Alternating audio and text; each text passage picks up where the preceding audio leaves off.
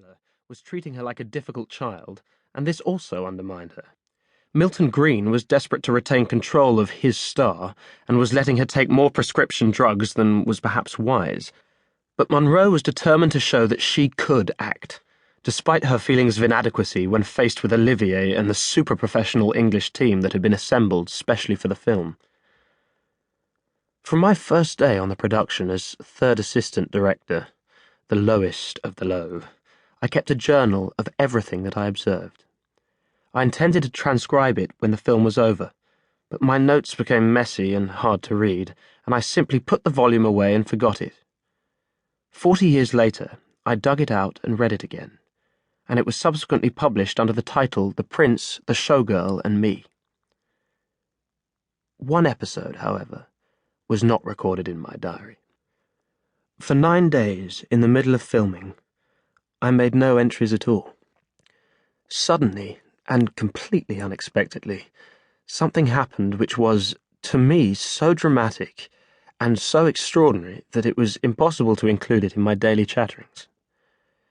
For a short time, the attention of the major participants, Olivier, Green, and above all Marilyn, seemed to be focused on me.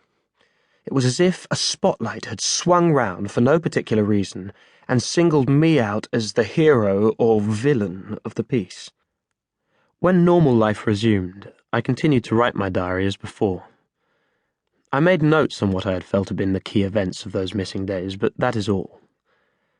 It was not until the filming was over that I could go back and write down what had happened in the form of a letter to the friend for whom I was keeping my journal. This, then, is the story of those missing 9 days. Of course, it goes much further than the letter, but I make no apology for that. The whole episode is still as fresh in my mind as if it had happened yesterday.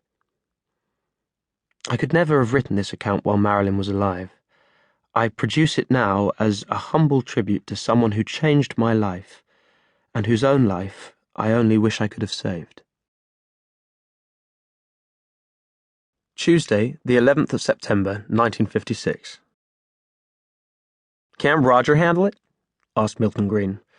Milton and I were pacing up and down the small piece of new lawn outside Marilyn Monroe's dressing room at Pinewood Studios. As usual, Milton could not make up his mind. "I'm not sure if anyone from the film crew should go near her home, Colin, even you." "I rented that house for Marilyn just as I rented yours for you," I said. "I hired Roger as her bodyguard, and I also hired her cook, her butler, and her chauffeur. I know them all well. If we aren't very careful, everyone will just walk out. Roger is a very nice man, but Roger is a policeman. He's only used to dealing with subordinates. You can't treat servants like that. You have to behave as if they are part of the family. Believe me, Milton, I'm very familiar with these problems. My mother worries more about her cook than she does about me." Milton groaned. He had gone to great lengths and considerable personal expense, he told me, to make absolutely sure that Marilyn was happy in every way. A sumptuous dressing-room suite had been built in the old make-up block at Pinewood, all beige and white, and I had taken a lease on the most beautiful house I could find, Parkside House at Englefield Green, a few miles away, which belonged to Garrett and Joan Moore, old friends of my parents. Despite all this, Marilyn did not seem to be satisfied, and Milton's pacing was distinctly uneasy. "Okay, Colin, go over to the house if you must. We can't have the servants leave. Marilyn would be mad. But whatever you do, don't let her see you. You are Sir Laurence's personal assistant, after all, and she definitely doesn't seem too keen on Sir Laurence these days." That was certainly true. After only 3 weeks of filming, a gulf had already opened between the two great stars, and everyone had started to take sides. The entire British film crew had been selected by Olivier to give him maximum support. Marilyn had brought only a small team from Hollywood, including her makeup man and her hairstylist, and they had all gone back by now. She was left with no one to support her in the studio but Paula Strasberg, her dramatic coach.